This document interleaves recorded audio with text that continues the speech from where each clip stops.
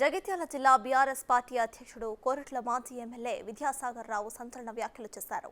తెలంగాణలో 6 నెలల్లో కాంగ్రెస్ ప్రభుత్వం కూలిపోతుందని అన్నారు. తర్వాత బీఆర్ఎస్ అధికారంలోకి వస్తుందంటూ జోస్యం చెప్పారాయన. గులాబీ కార్యకర్తలు అధైర్యపడకూడదని అన్నారు విద్యాసాగర్. కోరుట్లలో సర్పంచుల ఆత్మీయ సమ్మేళనంలో పాల్గొన్న ఆయన ఈ వ్యాఖ్యలు చేశారు.